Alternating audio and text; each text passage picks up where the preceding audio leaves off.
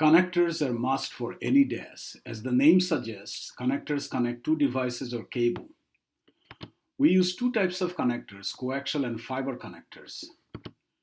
Coaxial connectors are used for connecting two coax or coax to antennas or other devices. All coaxial connectors have a male and female version. When you are making a connection, you are connecting the male and female version of the same type of connectors.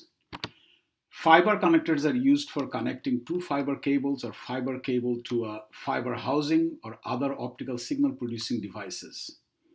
Special tools are needed for connectorizing both coax and fiber connectors in the field.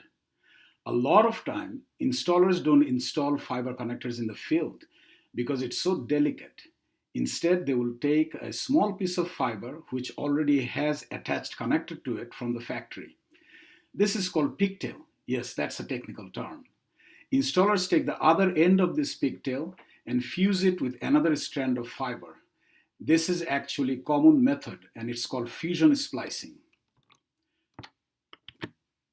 Frequently used coax connectors for DAS. There are a lot of different types of coax connectors out there. However, for DAS, you just need to remember four frequently used connector types. They are, number one, DEN connector, which is very common for cell tower type system or high RF power connection. In the last 2 years, a new type of connector, mini DEN, is becoming more and more widely used. As of this writing, there are two versions of mini DENs most common in the market. One is 4.1-9.5 and the other one is 4.3-10, which we are showing here. Usually in shortcut, we call them 4.1 mini DEN or 4.3 mini DEN.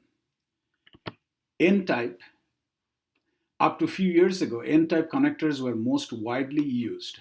I think it's slowly but surely fading away from DAS, mainly because of PIM or passive intermodulation interference. We'll discuss PIM in a later chapter, but this is basically a type of signal interference which can be a big problem when we feed high-powered, which is about above 10 watt signal into DAS. By the way, N-type connectors and mini DENs are very similar in looks and sometimes may even be hard to distinguish in untrained eyes. Last type of connectors we see often in DAS are SMA. These are smaller in size. They are mainly used for connecting jumpers to devices.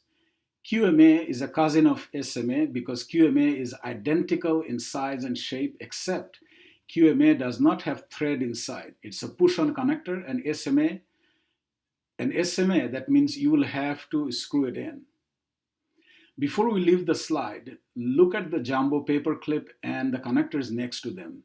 That will give you some idea about the size of these connectors. Frequently used fiber connectors for DAS. There are also different types of fiber connectors in the market, but two types are most commonly used in DAS. SC, APC. SC stands for the type of connector and APC stands for angle polished connector. Until just a few years ago, SC-APC was the most dominant fiber connector in DAS. In the last few years, LC-APC is becoming popular. LC is a type of connector that is widely used in the IT world. Worth mentioning here, along with LC-APC, we do see quite a bit of use of LC-UPC. Both LC-APC and LC-UPC are almost identical, as you can see in the slide. What's the difference between UPC and APC? In UPC, connector surface is flat and light penetrates straight as shown in the image. But in the APC, the surface is in an angle to the incoming light.